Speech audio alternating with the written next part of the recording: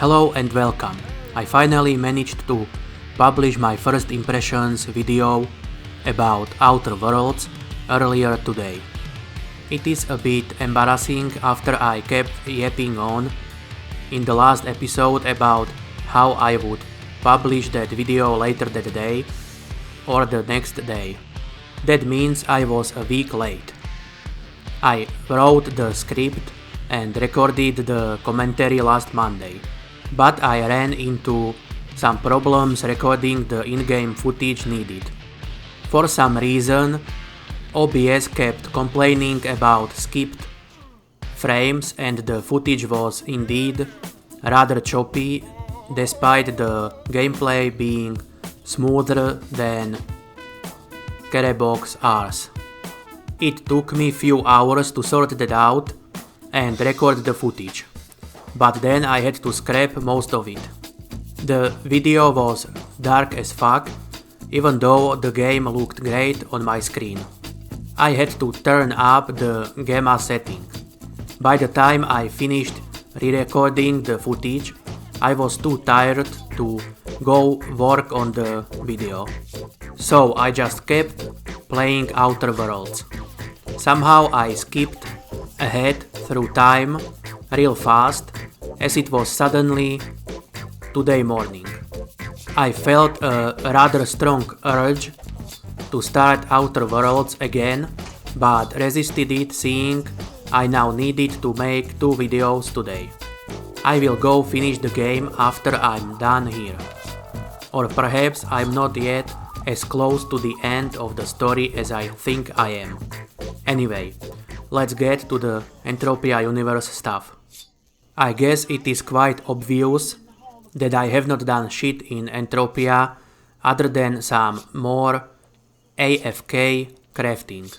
I spent all my time playing Outer Worlds after all. Still, my total skill points went up by roughly 300 points from crafting.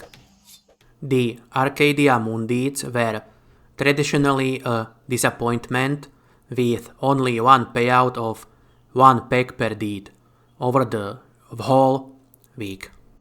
Hardly any surprises there. What caught me by surprise though was the sparsity of Arcadia Underground deed payouts throughout the week. They only paid 3 times each time 1 peg per deed.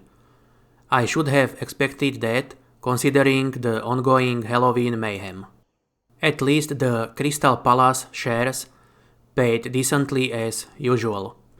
They paid out 2 peg per share for the week. This meant the overall payout of 2 ped 64 peg from my 132 shares.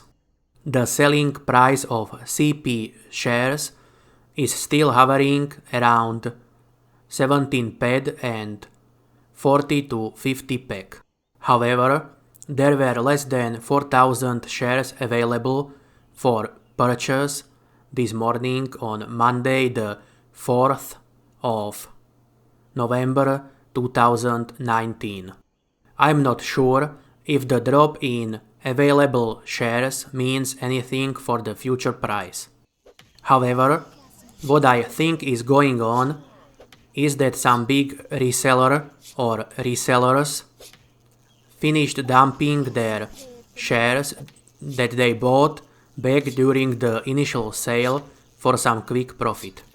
Perhaps that could mean that there will be less of them available on the market most times, which I guess might mean slow increase in price over time, as there will be less supply and fewer people undercutting each other on the selling price, dumping large numbers of shares on the market at once. To conclude, Outer Worlds is quite an enjoyable game that I would recommend to just about anyone who likes single-player sci-fi RPGs. Also, while I did not do shit in Entropia other than AFK craft on my old computer, I managed to go up roughly 300 skill points. Although I think I lost about 100 bet on the week-long 24/7 craft. Besides that, the Arcadia Moon and Underground deeds were a disappointment. Luckily, Crystal Palace share dividends were still decent. Thank you for watching. If you enjoyed this video, please hit that like button and subscribe to the channel. Thank you.